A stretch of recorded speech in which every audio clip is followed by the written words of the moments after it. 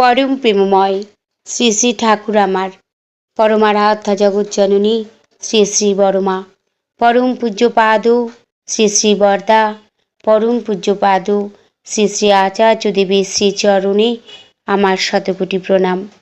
আমি শ্যামলী দেবনাথ, শ্যামার পরিবার চ্যানেলের সকল ভাই ও বোনেদের জানাই জয়গুরু ও ভালোবাসা।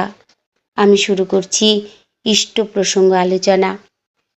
পরম প্রেমময় শ্রী শ্রী ঠাকুরের ছড়ার কিছু তাৎপর্য।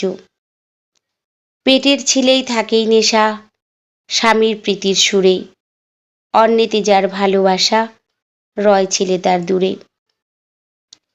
নারীর স্বাভাবিক আসক্তি থাকে তার স্বামীর প্রতি, সেই অনুরাগের কারণেই স্বামীর থেকে লাভ করা সন্তানকে গর্ভে ধারণ করে সমস্ত শারীরিক জটিলতাকে সানন্দে সহ্য করে মাতৃত্বে সার্থক হয় সে।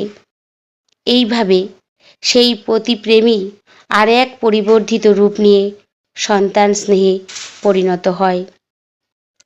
কিন্তু যে নারীর স্বামীর প্রতি অনুরাগ বা শ্রদ্ধা নেই, শুশ্রূষা নেই, পরিচর্যা নেই, সেই নারীর চোখে তার সন্তান তার স্বামী সেবার প্রসাদ নয়, বরং নিজেরই স্বার্থপুষ্টির এক ভবিষ্যৎ অবলম্বন মাত্র হয়ে দাঁড়ায়।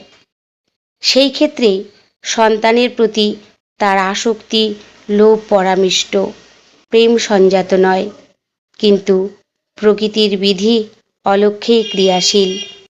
যে পুরুষের সত্তার অংশভূত বীজ থেকে সন্তান ভূমিষ্ঠ হয়েছে, সেই সন্তান বড় হয়ে মাকে, সেই জন্মদাতা পিতার প্রতি অশ্রদ্ধা পরায়ণ দেখলে তার জৈবিক সংস্থিতি বাস্তবের সঙ্গে একটা অসঙ্গতির সম্মুখীন হয়। সে পিতা ও মাতা উভয়ের প্রতি বিতৃষ্ণ হয়ে ওঠে এবং যে জাতক তার মূলের প্রতি ঘৃণাবিমুখ, তার মধ্যে প্রেমের বিকাশ অসম্ভব। ফলে পরিবেশে অসৎ ও বিকৃতিমূলক যা যা কিছুর সম্মুখীন হয় সে, তার দুর্বল চরিত্র সহজেই সেগুলিকে আত্মস্থ করে ফেলে, যার পরিণাম ব্যক্তি, পরিবার, রাষ্ট্র সকলের জন্যই বিস্ময়।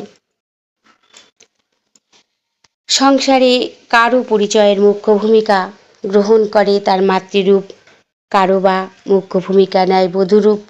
শ্রেষ্ঠ সন্তানের জননী রূপে পরিচিত কারো জীবনের সার্থকতা, শ্রেষ্ঠ স্বামীর সহধর্মিণী সেই পরিচিতি কারো জীবনের সফলতা। অথচ বিধির এমনই বিধান, শ্রেষ্ঠ সন্তানের জননী হতে হলেই স্বামী অনুবর্তিনী হওয়া অপরিহার্য।